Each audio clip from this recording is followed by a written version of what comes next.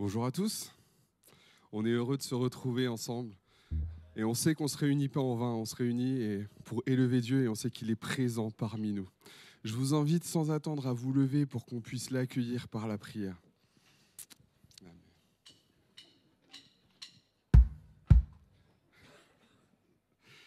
Seigneur Jésus, nous voulons nous présenter devant toi pour te louer, pour t'adorer, pour te remercier pour tout ce que tu fais pour nous. C'est vrai, tu as donné ta vie et nous voulons t'accueillir parmi nous, Seigneur Jésus. Disposer nos cœurs aussi à recevoir ta parole. Nous croyons que tu as quelque chose à nous dire ce matin et nous voulons t'élever, Seigneur Jésus. Te dire combien nous t'aimons et nous te remercions de tout ce que tu fais dans nos vies. Et réaliser que tu es là, et réaliser que tu as payé pour nos péchés, que tu nous as libérés, tu nous as rachetés à grand prix. On veut vraiment t'élever ce matin. Alléluia. On veut chanter ensemble ce chant qui dit « Qui tend la gloire de ton ciel ». C'est vrai, il pouvait rester là-haut tranquille, mais il est descendu. Pour nous, pour nos vies, pour qu'on ait la vie éternelle, pour nous racheter. Amen.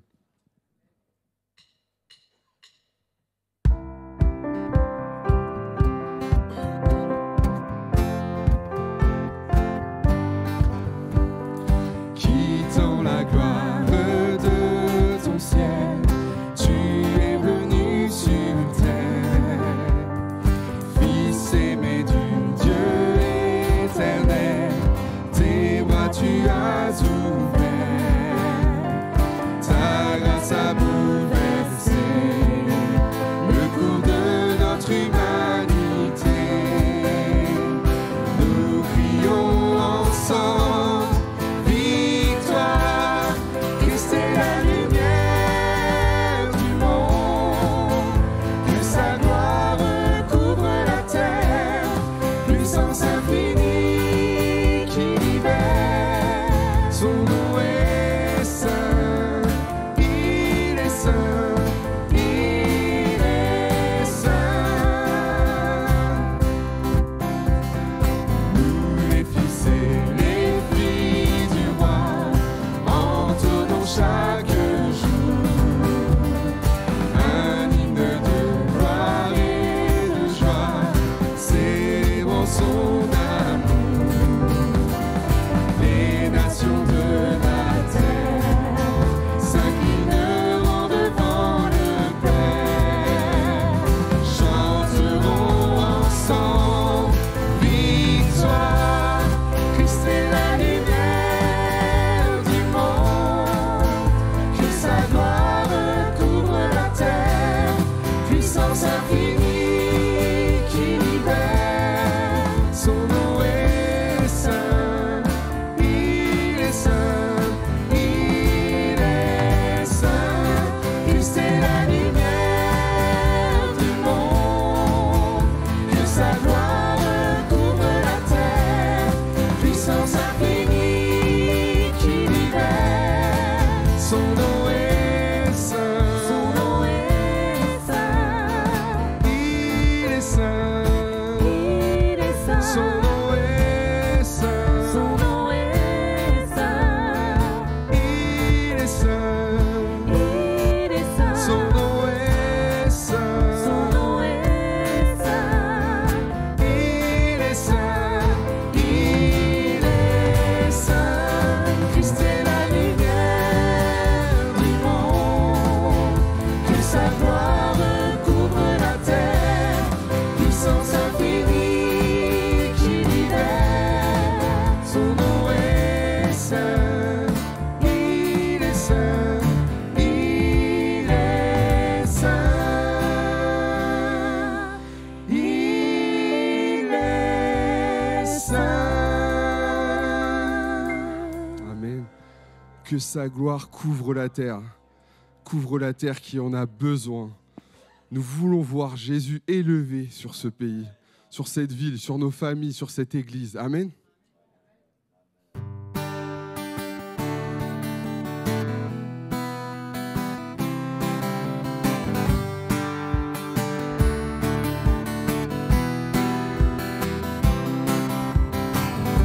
Nous voulons voir Jésus élevé comme un étendard sur ce pays, pour montrer à tous la vérité et le chemin vers le ciel.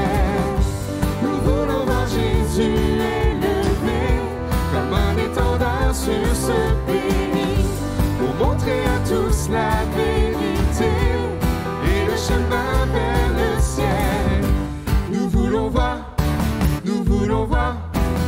voulons voir Jésus élevé. Nous voulons voir, nous voulons voir, nous voulons voir Jésus élevé. Pas à pas, allons de l'avant, peu à peu gagnons du terrain. La prière est notre puissance, les murailles s'écroulent à terre, à terre, à terre, à terre. Nous voulons voir Jésus élevé comme un étendard sur ce pays, pour montrer à tous la vérité et le chemin vers le ciel.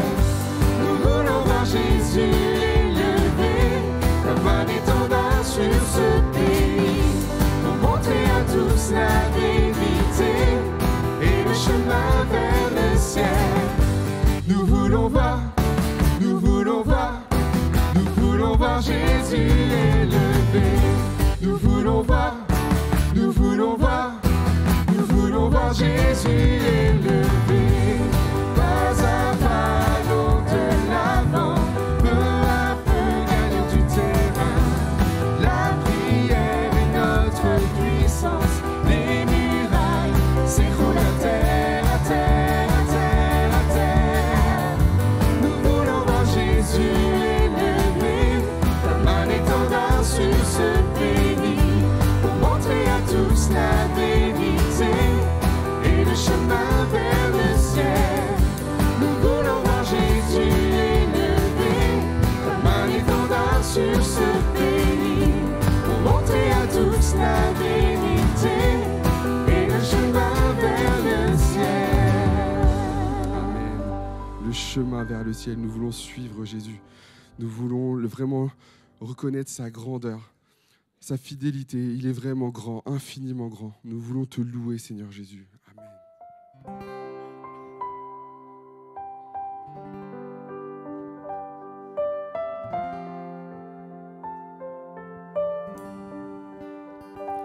Quand je sonde l'univers, les astres que tu as créés, les océans, les mers, tout me révèle ta majesté. Alors mon âme veut s'écrier de tout mon cœur, je veux chanter.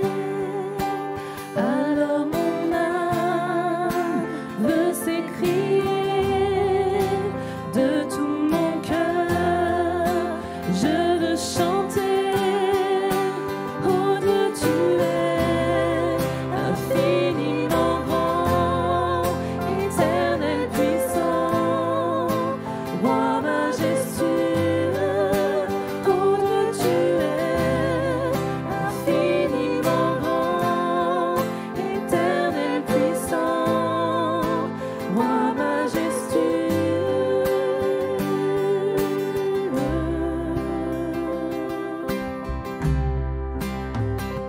Quand je songe que tu m'as fait, que tu t'es révélé à moi, que pour moi tu as tout créé, tout me révèle ta bonté. Alors mon âme veut s'écrier de tout mon cœur, je veux chanter. Alors mon âme veut s'écrier de tout mon cœur, je veux chanter.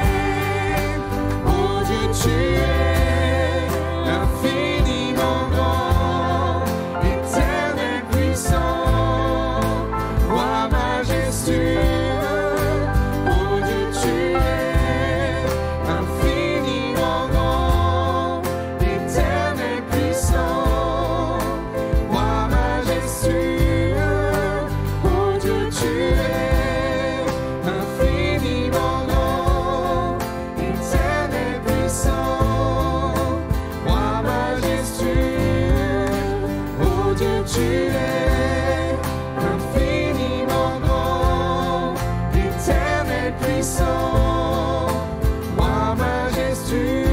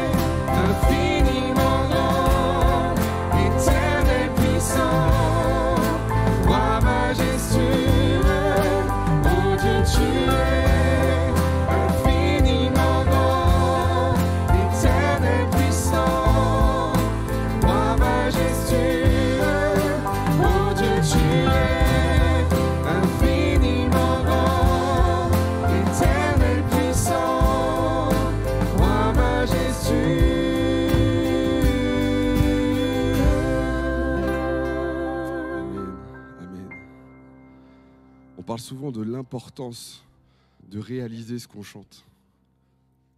Le prochain chant dit « Je sais qu'un jour mes yeux verront Jésus ». Est-ce que chacun peut rentrer en soi-même et se poser la question et saisir par la foi « Je sais qu'un jour mes yeux verront Jésus ». Amen.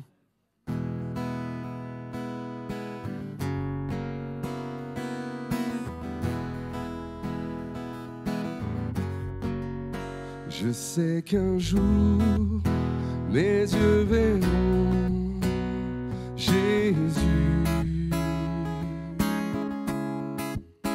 Je sais qu'un jour mes yeux verront Jésus. Si je marche jusqu'au bout par la foi et malgré tout, je sais qu'un jour mes yeux verront Jésus. Nous le savons ce matin. Je sais qu'un jour mes yeux verront Jésus. Je sais qu'un jour mes yeux verront Jésus.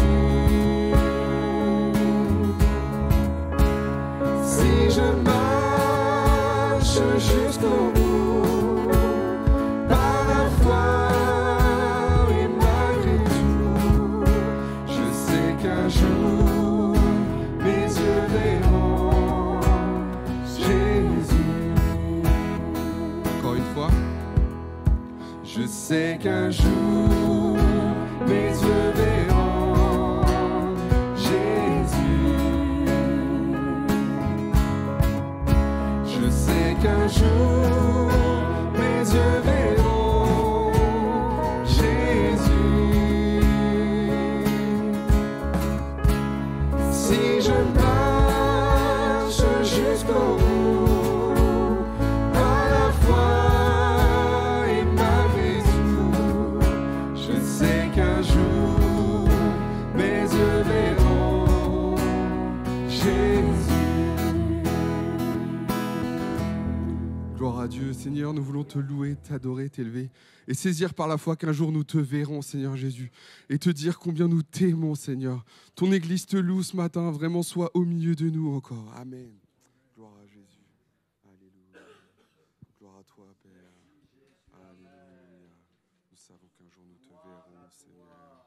Sois béni, Père. Alléluia.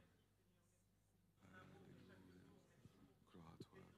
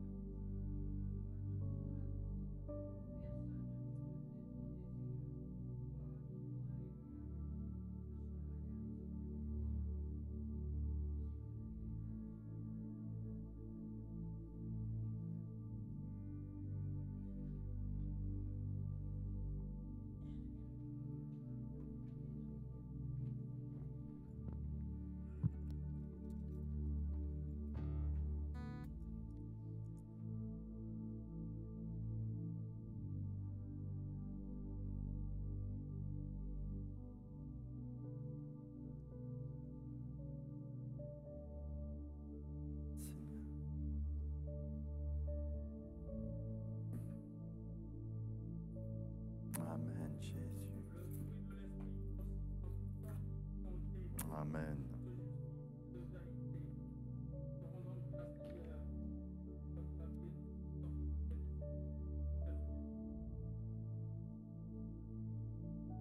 Amen.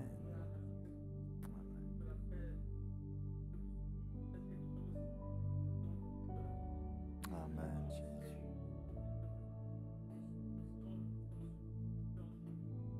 Amen.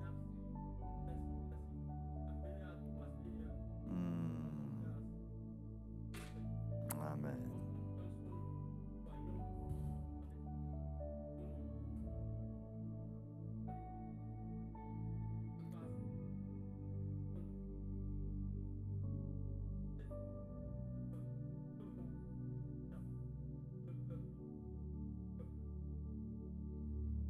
Amen. Gloire à Dieu, Amen. Voilà, très content de nous revoir dans la présence de notre Seigneur Jésus. Vous avez les salutations de l'église de Pézenas. J'ai transmis vos salutations à l'église aussi, sachant que le 16 février, j'ai pu prêcher le beau message de l'évangile avec vos frères et sœurs qui sont dans le sud. Salutations fraternelles, nous sommes contents d'être dans la présence de Dieu.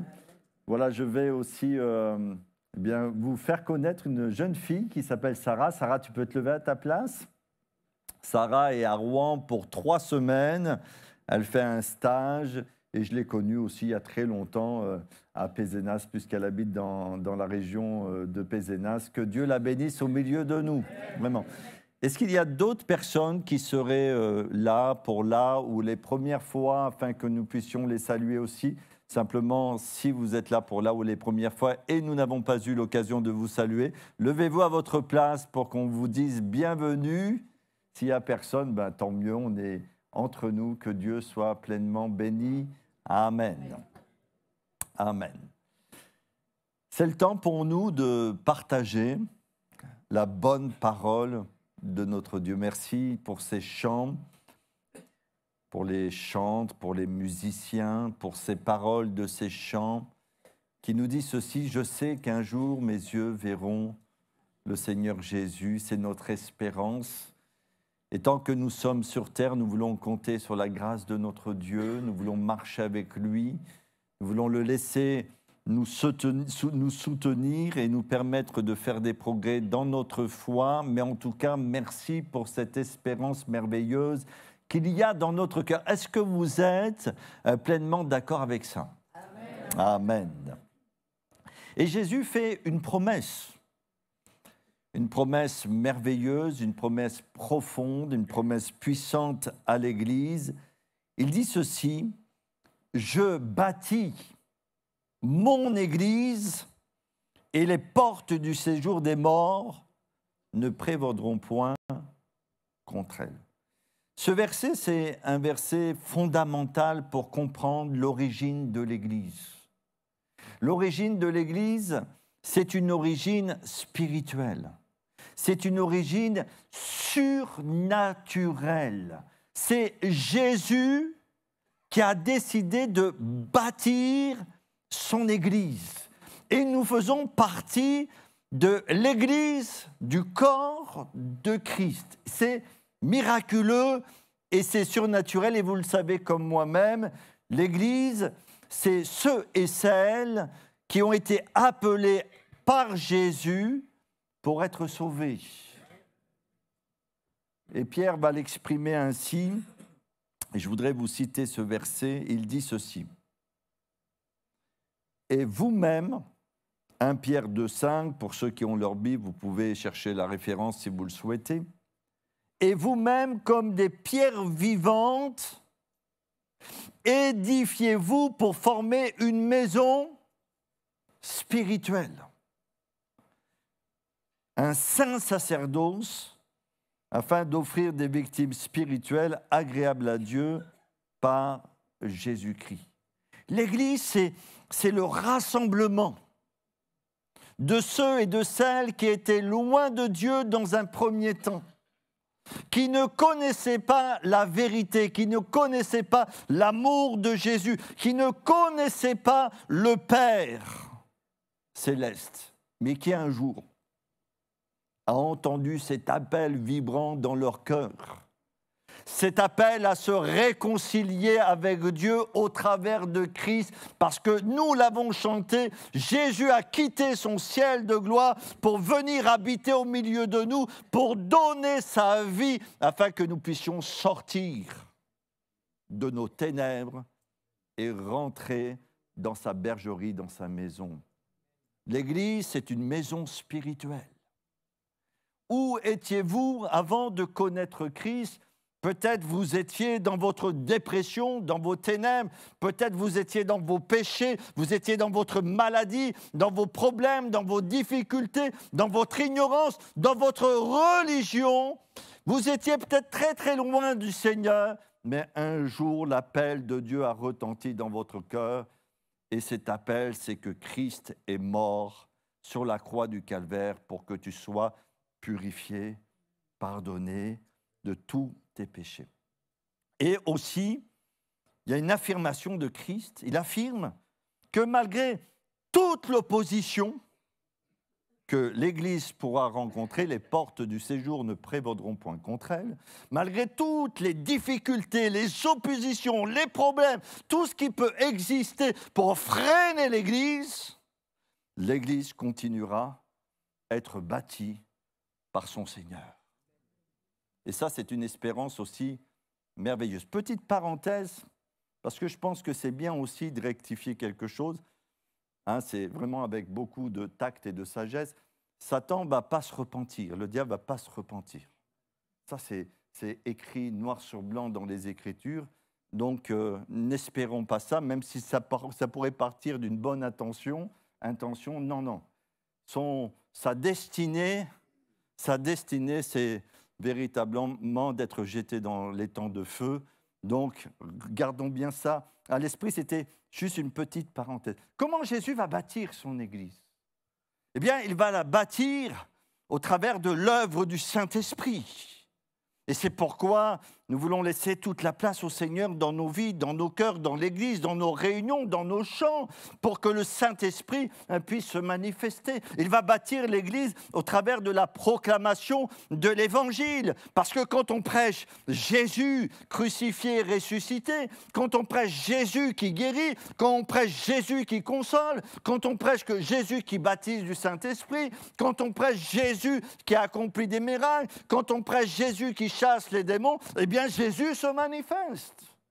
Et ce matin, peut-être, parce que moi je ne connais pas tous les cœurs, peut-être quelqu'un a franchi la porte de ce lieu de culte avec un fardeau pesant, avec un énorme fardeau sur son cœur. Jésus est là.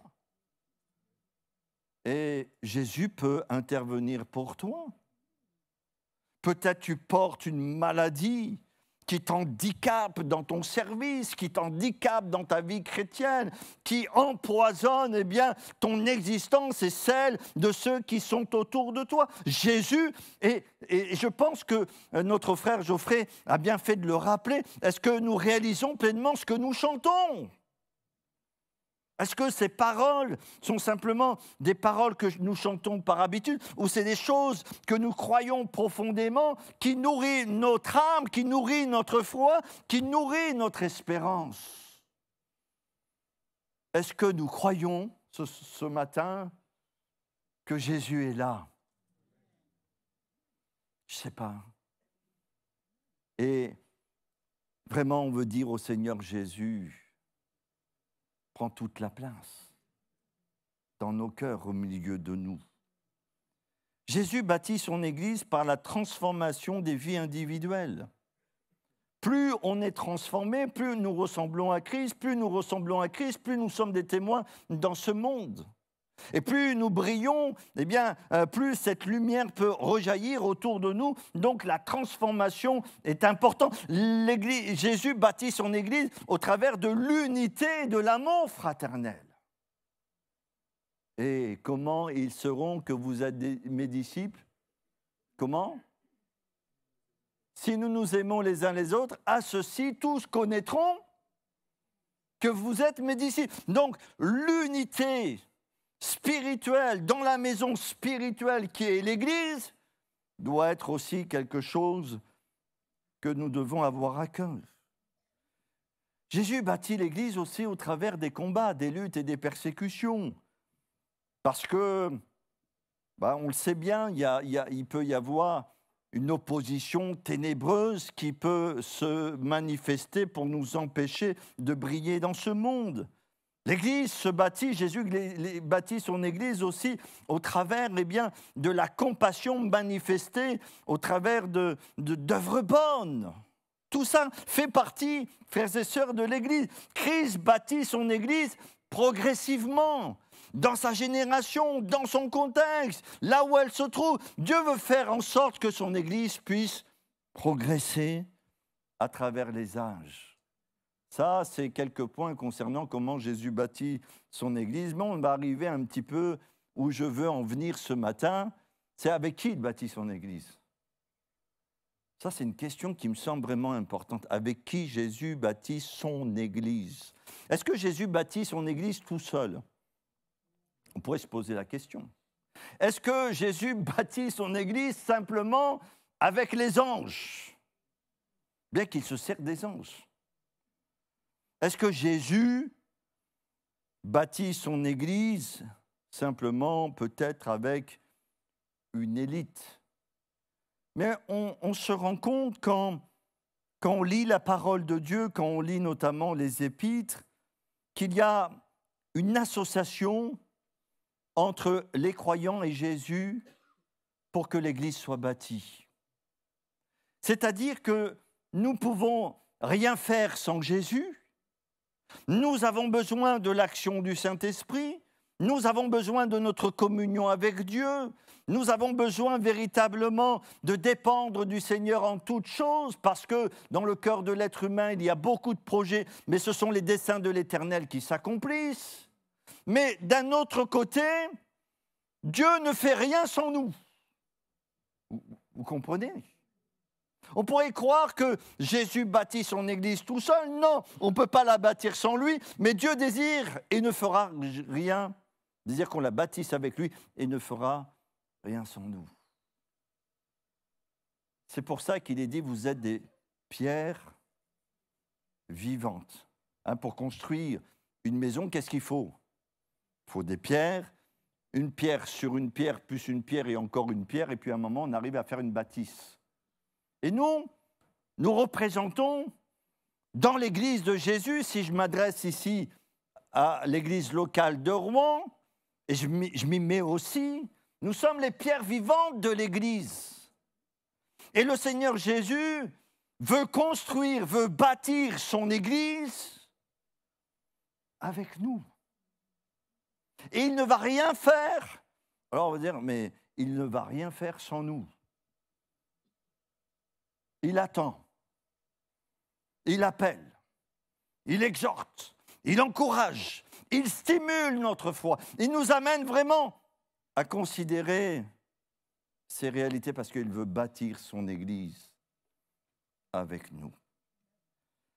Dans la Bible, il y a un terme. Alors il est dit, Paul va dire, nous sommes ouvriers avec Dieu. 1 Corinthiens, chapitre 3, verset 9, il est dit, nous sommes ouvriers avec Dieu. Et le terme grec, alors ne vous inquiétez pas, je ne vais pas vous faire une leçon de grec ce matin, parce que le Nouveau Testament, il a été écrit en grec, c'est pour ça que parfois on fait référence à certains mots en grec, mais moi je ne connais pas le grec, mais j'ai cherché quand même un petit peu certaines données pour partager cette méditation avec vous. Le terme grec, c'est sunergos. Si vous l'oubliez, ce n'est pas grave. Ce n'est pas le plus important de ce matin. Le plus important, c'est qu'on ressente la présence de Dieu. Le plus important, c'est laisser l'action du Saint-Esprit agir dans notre cœur. Le plus important, peut-être pour toi, c'est que tu sortes de ta zone de confort, là où tu te trouves, pour aller un petit peu plus loin avec le Seigneur. Ça, c'est le plus important. Mais ce terme veut dire collaborateur. Nous sommes des collaborateurs avec Dieu. Exprime une véritable association de travail, une collaboration réelle, mais pas simplement symbolique, où les croyants participent comme des pierres vivantes à l'édification de la maison spirituelle et du corps de Christ. Moi, ça m'interpelle. Ça m'interpelle parce que parfois, on peut tomber dans un extrême ou un autre. Parfois, ça m'interpelle parce que j'ai envie de dire, Seigneur, fais, travaille, agis, etc. C'est-à-dire, je mets l'accent que sans lui, je ne peux rien faire, donc je mets toute ma foi là. Et puis, parfois, on est dans un autre extrême, où on a envie de faire, on a envie de bouger les choses, on a envie que ça change, que ça remue, qu'il y a des choses qui se passent dans notre vie, qu'il y a des choses qui se passent dans notre Église. Et des fois, on est un peu trop là. Et puis, des fois, on est un peu trop ici. Mais ce que le Seigneur veut, c'est que nous soyons des collaborateurs avec lui, des ouvriers avec lui, et que nous puissions travailler avec lui de mieux en mieux. J'avance petit à petit. La Bible nous parle d'un homme qui a été un bâtisseur. Je l'ai entendu déjà. C'est Néhémie. Je ne sais pas si c'est Annick ou Alexandra qui l'a dit, mais bon, c'est ça. C'est Néhémie dans l'Ancienne Alliance qui a été un bâtisseur dans sa génération. Et pour vous remettre un petit peu le contexte, puisqu'on va lire un passage des Écritures dans quelques instants, le livre de Néhémie se déroule vers 445 avant Jésus-Christ, pendant la période de la domination perse. Mais 140 ans avant, qu'est-ce qui s'était passé? Et pour bien que vous puissiez comprendre un petit peu, je remets les choses dans son contexte. 140 ans plus tôt, en 586 avant Jésus-Christ, Jérusalem a été détruite par les Babyloniens sous Nebuchadnezzar. Et c'est là qu'il va y avoir les grandes déportations des enfants d'Israël à Babylone. Et quand vous lisez le livre de Daniel, chapitre 1er, eh bien, ils sont déportés à Babylone, dans une région lointaine, difficile. Malgré tout, ils ont brillé par la grâce de Dieu. Et là, à ce moment-là, eh bien, Jérusalem va être détruite. Le temple va être détruit. Le culte va être renversé. Ça va être un temps de grande désolation pour les enfants d'Israël. Et en 539 avant Jésus-Christ, environ, l'empire babylonien fut conquis par les Perses et le roi Cyrus, animé de l'Esprit de Dieu, bien qu'il ne soit pas un croyant, va permettre l'autorisation que les enfants reviennent de l'exil, les enfants d'Israël. Il va y avoir plusieurs retours. Un premier retour, on va commencer à remettre les choses au centre. Les choses au centre, c'est l'adoration, le temple, et tout ce qui est là pour servir Dieu. Et puis après, on va reconstruire un petit peu. Et puis au moment où Néhémie va être interpellé, même s'il y a eu des choses qui ont été faites, les murailles de Jérusalem, elles sont en ruine. Et Néhémie va être un collaborateur avec Dieu. Il va être un bâtisseur avec le Seigneur. Il va comprendre les enjeux spirituels qu'il y a dans sa génération. Et j'ai envie de dire, frères et sœurs, Jésus nous dit, nous sommes ouvriers avec Christ. Et j'ai envie de dire, Dieu veut bâtir son Église avec toi. Dieu veut bâtir son Église avec moi. Dieu veut bâtir son Église avec nous. Et il ne le fera pas sans nous. Mais on ne fera rien sans lui. Mais il ne désire pas qu'il le fasse sans nous. On va lire un passage dans Néhémie, chapitre 1er. Et nous allons voir quelques qualités de ce bâtisseur qui est Néhémie. Néhémie, chapitre 1er, verset 1er. Parole de Néhémie, fils de Hakalia, au mois de Kislev, la 20e année, comme j'étais à Suse, dans la capitale. Hanani, l'un de mes frères, et quelques hommes arrivèrent de Juda, et je les questionnais au sujet des Juifs réchappés qui étaient restés de captivité, au sujet de Jérusalem. Ils me répondirent, ceux qui sont restés de la captivité sont là dans la province, au comble du malheur et de l'opprobre. Les murailles de Jérusalem sont en ruine, et ses portes sont consumées par le feu. Lorsque j'entendis ces choses, je m'assis, je pleurais, et je fus plusieurs jours dans la désolation, je jeûnais, et je priais devant le Dieu des cieux, et je dis, ô Éternel, Dieu des cieux, Dieu grand et redoutable, toi qui gardes ton alliance et qui fais miséricorde à ceux qui t'aiment et qui observent tes commandements, que ton oreille soit attentive et que tes yeux soient ouverts, écoute la prière que ton serviteur t'adresse en ce moment, jour et nuit, pour tes serviteurs, les enfants d'Israël, en confessant les péchés des enfants d'Israël, nos péchés contre toi, car moi et la maison de mon Père, nous avons péché. Nous t'avons offensé et nous n'avons point observé les commandements, les lois et les ordonnances que tu prescrivis à Moïse, ton serviteur. Souviens-toi de cette parole que tu donnas ordre à Moïse, ton serviteur, de prononcer lorsque vous pécherez, je vous disperserai parmi les peuples. Mais si vous revenez à moi, et si vous observez mes commandements et les mettez en pratique, alors quand vous seriez exilés à l'extrémité du ciel, de là je vous rassemblerai et je vous ramènerai dans le lieu que j'ai choisi pour y faire résider mon nom. Ils sont tes serviteurs et ton peuple que tu as racheté par ta grande puissance et par ta main forte. Ah Seigneur, que ton oreille soit attentive à la prière de ton serviteur et à la prière de tes serviteurs qui veulent craindre ton nom. Donne aujourd'hui du succès à ton serviteur et fais-lui trouver grâce devant cet homme. J'étais alors échanson du roi, très loin dans la capitale à Suse, très loin de Jérusalem, très loin de ce qui pouvait se passer à Jérusalem. Mais c'est là que le Seigneur l'a interpellé. Et c'est véritablement dans ce chapitre 1er où il y a la vocation de Néhémie pour être un bâtisseur pour l'Église, pour les murailles, bien sûr, en parallèle avec nous. Nous sommes appelés à être des ouvriers, des bâtisseurs pour le Seigneur. Je voudrais voir quelques points avec vous.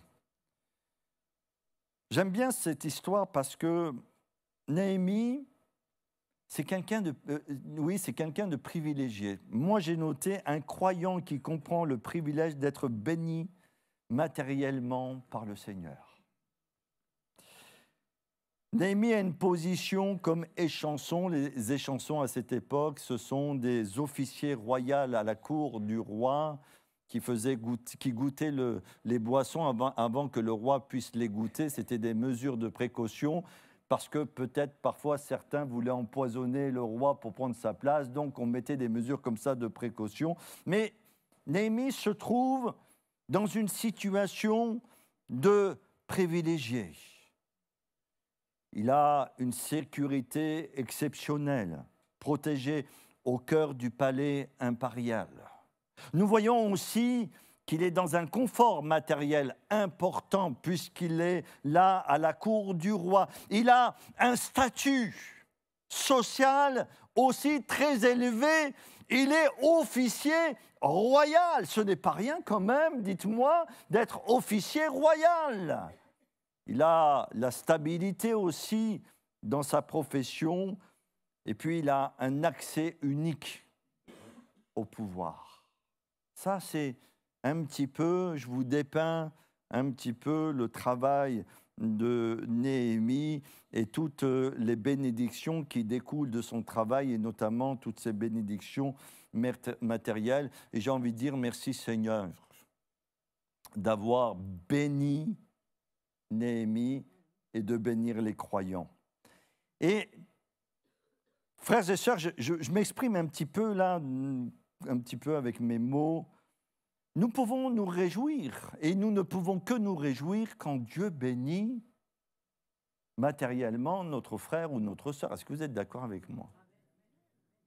Et en aucun cas, nous devons nous laisser gagner par la jalousie. En aucun cas, nous devons nous laisser gagner par l'envie ou par la médisance parce que un de nous, au milieu du corps de Christ, pourrait recevoir certaines bénédictions de la part du Seigneur. Merci Seigneur. Alors peut-être je vais heurter des oreilles, mais je vais m'expliquer. Merci Seigneur si mon frère a une belle maison. Alors, tout le monde ne dit pas Amen. Je pense que... Mais je le dis. Moi, je le dis. Merci si mon frère et ma sœur ont une belle maison, et parfois ils ont travaillé dur pour l'avoir, que Dieu les bénisse. Vraiment. Aucune jalousie, aucune médisance, aucune convoitise dans notre cœur, aucune comparaison, que Dieu les bénisse.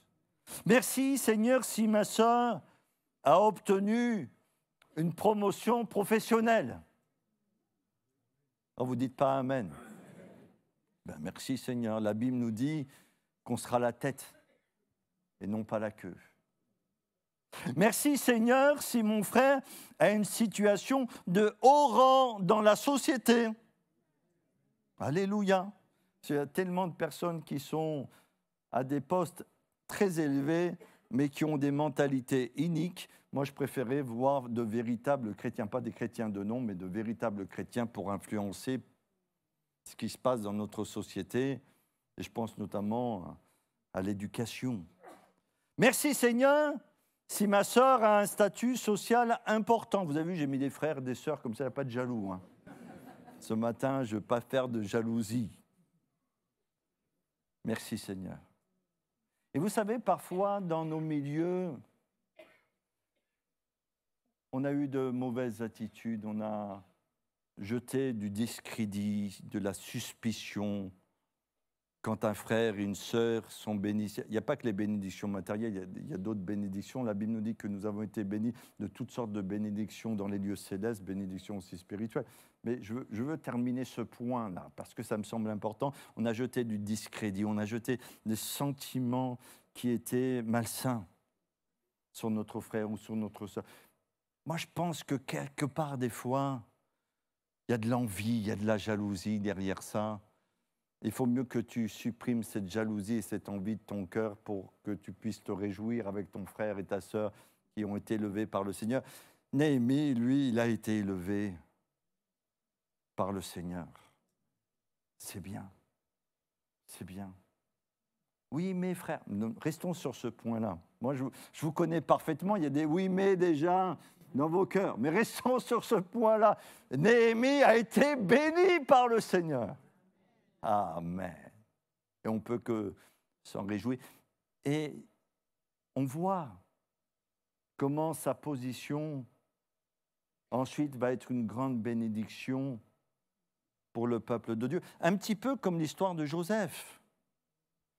Joseph qui est élevé par Dieu à un haut statut, qui devient ministre, et qui ensuite, dans sa position, va être le moyen d'une grande délivrance pour les enfants d'Israël, dans cette famine. Pour ceux qui ne connaissent pas l'histoire, il y a une grande famine, et puis Joseph va être placé à une position stratégique pour secourir les enfants d'Israël. Donc, la Bible nous dit ceci. Réjouissez-vous avec ceux qui se réjouissent, et pleurez avec ceux qui pleurent. Et je trouve parfois, c'est plus facile de pleurer avec ceux qui pleurent que de se réjouir avec ceux qui se réjouissent, surtout si nous n'avons pas reçu la même bénédiction qu'eux, mais la Bible nous dit quand même, tu dois te réjouir pour ton frère, parce que Dieu l'a béni. Dieu l'a fait prospérer. Je ne prêche pas l'évangile de la prospérité, mais Dieu l'a fait prospérer, Dieu l'a béni, et tu peux que te réjouir de cela. J'en viens maintenant à Néhémie. Ce que j'ai remarqué avec l'histoire de Néhémie, c'est que toutes ses responsabilités, tous ses avantages matériels, tout son confort. Parce que si on voudrait faire un parallèle un petit peu avec Jérusalem et la capitale Suse, là, il y a deux mondes complètement différents. Et j'ai envie de dire que c'est un petit peu aussi ce qui se passe sur notre terre. Il y a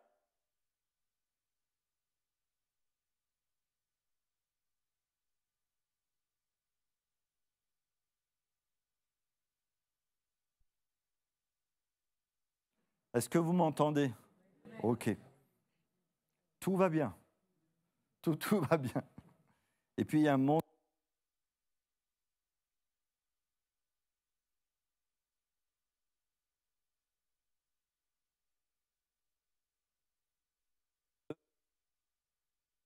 Bon, merci. Où en étais-je? Le monde de l'Occident est un monde un peu plus, on va dire, défavorisé. Mais dans toutes ses responsabilités, dans tout son confort, dans toutes ses bénédictions, même si, frères et sœurs, peut-être on voit certains nuages se prononcer dans notre monde, certains nuages qui arrivent, toutes ces responsabilités et bénédictions n'ont pas été pour lui un frein pour servir Dieu. Dieu t'a béni. Dieu nous a bénis. Je ne sais pas si on a conscience, nous. Ah oui, mais tout n'est pas parfait en France. Je suis d'accord. Mais on ne voyage pas assez, peut-être. On ne voyage pas assez. Et je ne sais pas si on a conscience de tous les privilèges que nous avons encore aujourd'hui, là où Dieu nous a placés. On est un peu comme Néhémie, hein, pardonnez-moi la métaphore ou l'illustration, on est un peu comme Néhémie dans la capitale. On est un petit peu à Suse. Et ça n'a pas été un frein pour servir le Dieu vivant et vrai. Et rien dans cette vie doit être un frein qui pourrait nous empêcher de servir celui qui a donné sa vie pour qu'on puisse être sauvé. Rien dans cette vie devrait être un frein pour servir avec zèle, avec foi, avec cœur, avec sagesse aussi, mais aussi avec foi et avec zèle, celui qui a supporté la couronne pour que tu sois sauvé, pour que je sois sauvé, la couronne d'épines, bien sûr. Celui qui a permis que ses mains soient clouées, celui qui a permis que son sang coule pour qu'on soit purifié et lavé de tous nos péchés. Rien ne devrait nous empêcher de le servir avec zèle. Et bien sûr, avec joie. Parce que si on ne fait pas les choses de bon cœur, ça ne sert à rien. Avec joie, avec zèle. Jésus va dire à ses contemporains, à quoi servirait-il un homme de gagner le monde entier s'il perdait son âme? Néhémie a compris la juste valeur des choses. Au contraire, il va permettre à sa vie d'être une grande bénédiction. Ça, c'est le premier point que je voulais partager avec vous. Néhémie, c'est un croyant aussi qui se sent concerné par la souffrance qu'il y a autour de lui. Il refuse l'indifférence comme réponse à la souffrance. Et c'est vrai que peut-être parfois, parce qu'on a l'impression qu'on se sent impuissant, parce qu'on a l'impression parfois que c'est peine perdue, parce qu'on a l'impression qu'il faut se protéger. On a besoin aussi parfois de se protéger. Je suis d'accord avec vous, mais il refuse l'indifférence comme réponse à la souffrance. Il refuse cela. Il ne se contente pas de dire « ce n'est pas mon problème, ça ne me regarde pas ». Il ne se blinde pas émotionnellement face à la douleur des autres. N'est-ce pas aussi le caractère de Christ qu'il nous a manifesté? Et si vous lisez les évangiles, il y a une caractéristique qui revient dans la vie de Jésus pendant son ministère terrestre. Il dit, il fut ému. Il fut ému de compassion. Tout dans notre monde, je vous le dis, nous conduit à l'indifférence. Tout dans notre monde nous pousse à l'individualité. Tout dans notre monde nous amène à nous tourner vers nous-mêmes. Et là, à Suse, dans la capitale, ce qui était le plus facile pour Néhémie, c'était de dire « Ah, d'accord, ils ont des problèmes, c'est dommage pour eux, mais ça ne me concerne pas. » Au contraire, il permet à la souffrance d'autrui de l'affecter aussi directement. Vous avez remarqué, je ne sais pas si vous l'avez remarqué, il y a eu comme ça des périodes où on a essayé de sensibiliser les êtres humains sur des grands sujets, sur des grands thèmes. Et je me rappelle quand j'étais enfant, ado, il y a eu des grandes campagnes télévisées concernant la faim dans le monde. Il y a eu des associations qui ont été créées, etc., où on interpellait les gens en disant « Voilà, encore aujourd'hui !» Alors c'était Voilà, il y a quelques années en arrière. Mais encore aujourd'hui, il y a des gens qui meurent de faim dans le monde, des enfants qui meurent de faim dans le monde. Il y a de la malnutrition dans le monde. Et on essayait d'interpeller les gens sur cette situation. Et moi, ce qui me choquait énormément, parce que vous mettez ces pubs-là, en tout cas ces campagnes-là, au moment du repas de midi. Ça, c'était stratégique, à mon avis. Je ne sais pas si ça marchait bien. Parce que je me rappelle d'un souvenir d'enfance. Ce n'est pas bien du tout. Hein. Moi, je n'ai pas grandi dans une famille chrétienne. Mais on mange en regardant la télé ce jour-là. Ce n'est pas bien de manger en regardant la télé. Bon, après, vous faites ce que vous voulez. Hein. Il y a cette campagne-là. Et on est capable de dire, en mangeant, « Ah, c'est dommage pour eux. » Tout nous pousse dans l'individualisme. Comme si le fait de ressentir quelque chose nous dédouanait ensuite du reste. Le fait de ressentir de la compassion, simplement de la compassion sans action, ça, ce n'est pas la compassion des Écritures.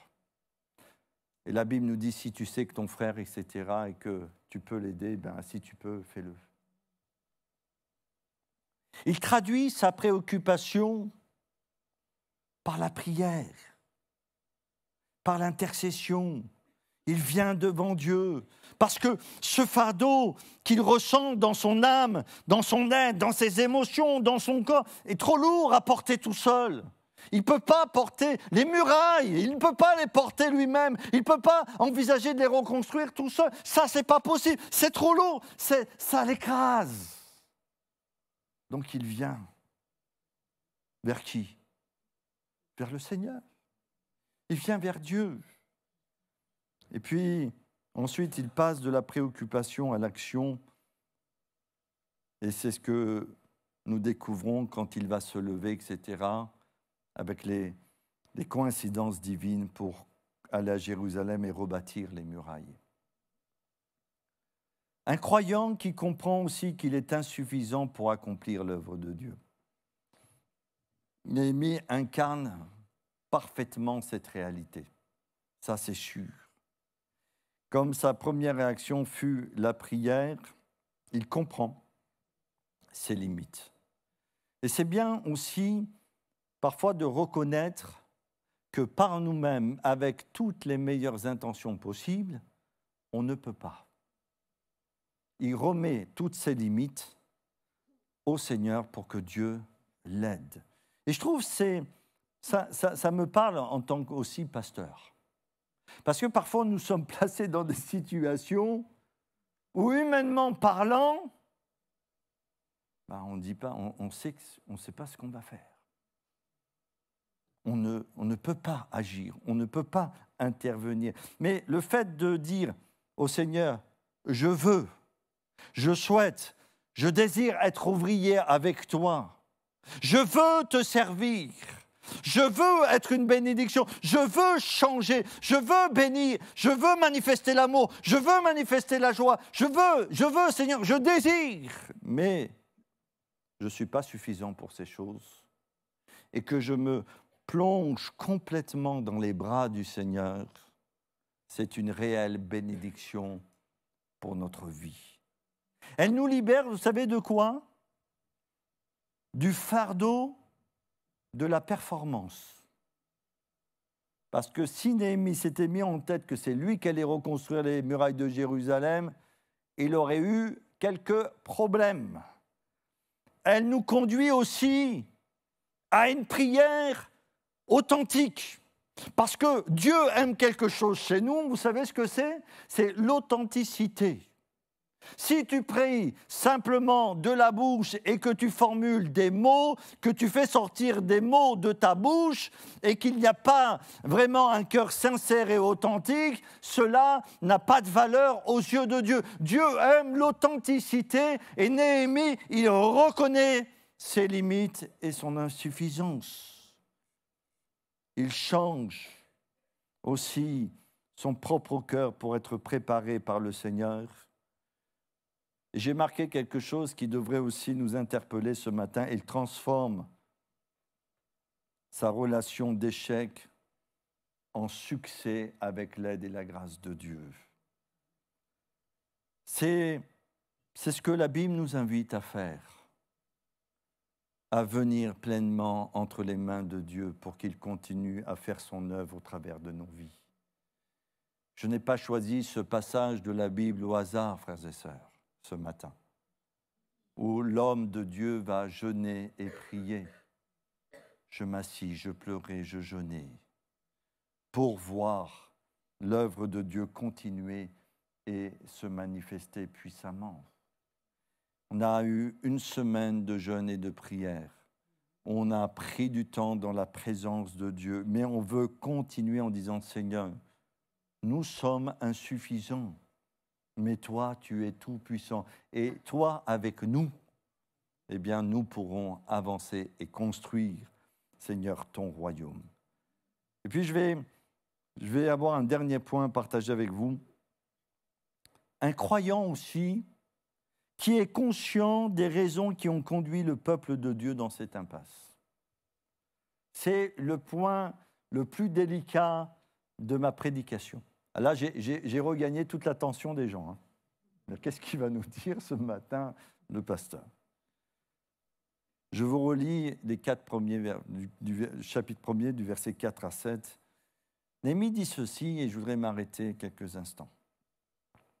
Lorsque j'entendis ces paroles, je m'assis, je pleurais, et je fus plusieurs jours dans la désolation, je jeûnais, je priais devant les dieux des cieux, et je dis, ô Éternel, Dieu des cieux, Dieu grand et redoutable, nous avons péché contre toi, et nous n'avons pas observé tes commandements, tes lois et tes ordonnances que tu as prescrites à Moïse, ton serviteur.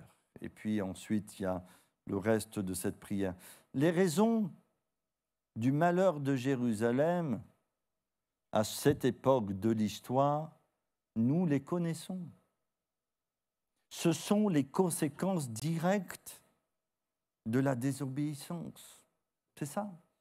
C'est l'idolâtrie, le syncrétisme religieux, le mélange, l'injustice sociale flagrante au milieu des enfants d'Israël qui exploitent leurs compatriotes, la profanation du temple, du sabbat pour, bien sûr, sous l'ancienne alliance, le rejet du message des prophètes. Et on voit comme ça des prophètes persécutés. Et puis, les alliances politiques inappropriées, la corruption des sacrificateurs et des dirigeants. Waouh! L'abandon aussi de la foi, de la piété pour des apparences. Et la repentance a été une étape nécessaire pour construire quelque chose de nouveau dans la vie de Néhémie. Même, il s'est identifié pleinement au peuple. Et parfois, dans notre vie, et frères et sœurs, je me mets dedans. Parfois, et c'est nécessaire, on a besoin de dire au Seigneur, pardon Seigneur. Pardon Seigneur parce que en tant que chrétien, j'ai échoué.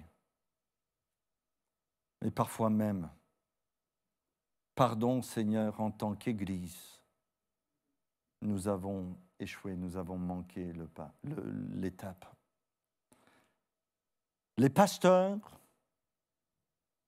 ont besoin parfois aussi de demander pardon. La tête, les dirigeants ont besoin de s'humilier véritablement sous la puissante main du Seigneur. Les chrétiens ont besoin parfois de demander pardon. Pardon pourquoi, vous me direz? Pardon pour nos attitudes. Non, vous êtes d'accord avec moi? Pardon pour nos réactions charnelles. Pardon pour notre suffisance. Pardon pour notre jalousie, peut-être du frère ou de la sœur. Pardon parce qu'un frère ou une sœur qui n'était pas d'accord avec moi, il devient un ennemi. Il devient l'homme à abattre. Il devient la personne qu'on ne veut plus dans notre entourage juste parce qu'il a une opinion différente. Est-ce que vous croyez que ça plaît au Seigneur? Alors, peut-être je me parle à tout seul, mais je pense que Néhémie avait très bien compris qu'il fallait passer par cette étape pour pouvoir reconstruire quelque chose de nouveau avec l'aide de Dieu. Et dans Actes chapitre 3, verset 19, bien sûr, ça ne s'adresse pas à l'Église, à des chrétiens, mais j'aime bien ce passage de la Bible et ça va être ma conclusion pour ce matin. Acte 3, 19, il est dit « Repentez-vous donc et convertissez-vous ». Alors ça s'adresse à des incroyants, mais on peut aussi faire une extension pour notre vie, pour que vos péchés soient effacés. Et moi j'aime bien la suite. Afin que des temps de rafraîchissement viennent. Que des temps de rafraîchissement viennent de la part du Seigneur. On n'est pas là pour juger quiconque. Oh, de toute façon, ça ne sert à rien. On est là simplement pour être authentique devant le Seigneur. On est là pour dire au Seigneur, oui, j'ai échoué là, dans ce domaine-là, Seigneur. Je te demande pardon. Dieu nous pardonnera.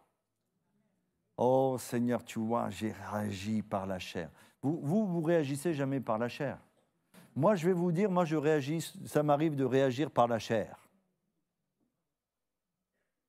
Parce qu'il y a des choses dans la vie, comme ça qui vous arrivent. Rien ne nous arrive au hasard. Déjà, ça, c'est la première chose que je voudrais vous dire. Rien ne vous arrive par hasard. Mais il y a des choses qui vous arrivent, vous avez l'impression que ces choses-là, elles veulent vous démolir. Elles veulent vous mettre à terre. Elles veulent véritablement, vous secouer et vous anéantir. Et elles vous arrivent comme ça, en pleine figure. Et là, des fois, waouh, ça arrive. Alors, rien ne nous arrive par hasard, mais ça, on a du mal à le comprendre. Ça arrive, et quand ça nous arrive, là, on se blinde, on prend notre meilleure armure, bien solide, et puis on réagit. Mais on ne réagit pas spirituellement, on réagit par la chair, par l'ego, par le vieil homme, par le moi. On réagit, et quand on réagit, non seulement on veut se défendre, mais en même temps on veut blesser l'autre. On blesse l'autre pour dire, tu vois, c'est moi qui ai raison. Toi, tu as tort, c'est moi qui ai raison. Et on fait beaucoup de mal. Pardon, Seigneur. Pardon.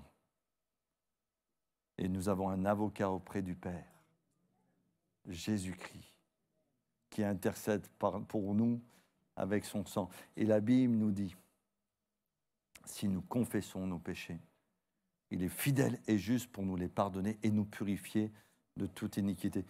Vous savez, quand vous êtes gagné par un sentiment, une émotion, quel que soit ce sentiment et cette émotion, ça peut être de l'amertume, de la rancœur, je ne sais pas, quelque chose qui est là dans votre vie. Et je dis sincèrement, moi, je n'ai pas envie de savoir, ça ne me regarde pas. Mais moi, je sais ce que je vis. Quand vous êtes gagné par quelque chose qui est là, qui vous emprisonne, qui vous maintienne, qui appelle d'autres choses dans votre vie, afin que ces choses puissent continuer à vivre en vous. Quand vous vous en libérez, faites... C'est un vrai soulagement. Quand vous vous en libérez avec l'aide du Seigneur, et quand vous pouvez, comme Christ, aimer même ceux qui ne vous aiment pas, bénir même ceux qui ne vous aiment pas, quand vous arrivez à ce stade-là, c'est pour votre vie. Waouh! C'est mieux que la thalasso. Beaucoup mieux. c'est une libération émotionnelle complète de votre vie, un changement d'état d'esprit qui vous amène à un changement de caractère et qui vous amènera aussi à une nouvelle destinée dans votre vie. Prions quelques instants. Merci Seigneur. Merci Seigneur pour ta grâce, pour ton amour et surtout merci pour ton aide. Seigneur, nous voulons bâtir avec toi. Seigneur, transforme-nous, change-nous et accomplis ton œuvre encore dans nos cœurs par ta grâce et par la puissance du Saint-Esprit. Amen. Amen. Les frères qui ont été désignés à s'approcher sur le devant pour le repas de la scène, et je vais demander à mon frère Frédéric Gresset de bien pouvoir prier pour les éléments de la scène, s'il te plaît.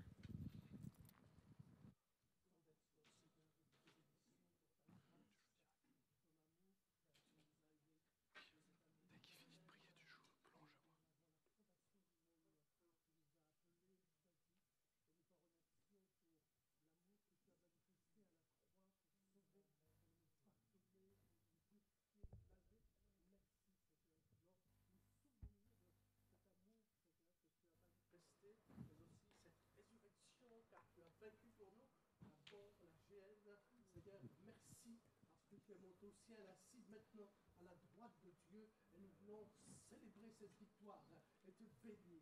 Merci pour le bien que tu nous fais. Nous t'adorons à l'avance et nous t'en bénissons, notre Père, au nom de Jésus.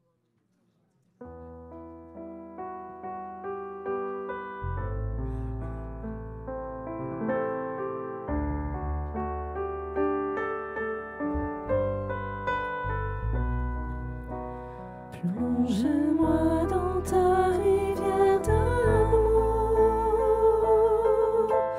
plonge mon esprit dans les profondeurs de ta joie, inonde le désert de mon âme par la douce pluie du ciel. Mon âme est rafraîchie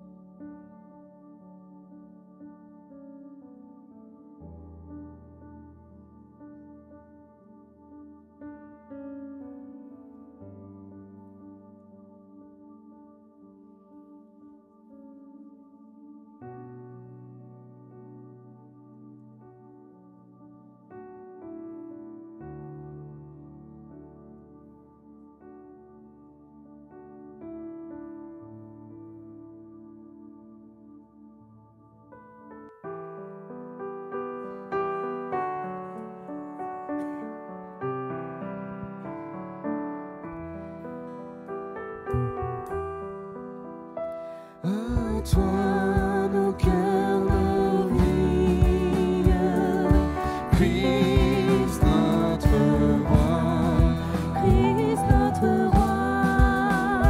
à toi nos cœurs, nos vies, Christ notre roi, Christ notre roi.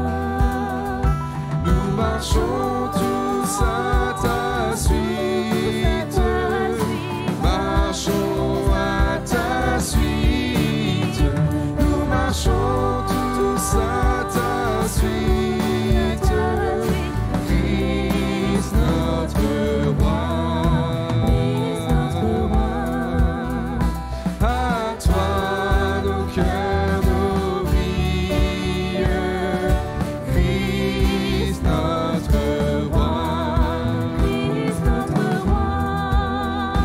à toi nos cœurs, nos vies,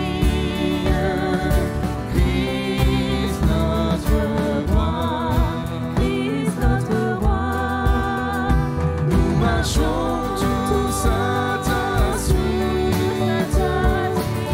marchons à ta suite, nous marchons tous à ta suite,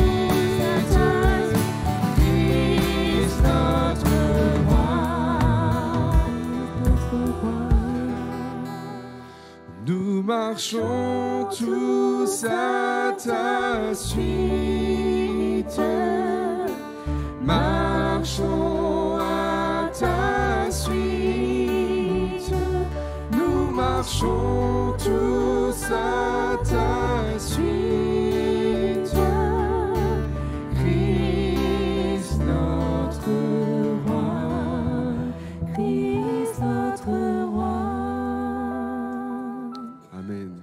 Alors que ces moments se terminent, je vous invite à vous lever pour un dernier chant. À toi nos cœurs, nos vies, et nous savons que nos lendemains sont assurés. Amen.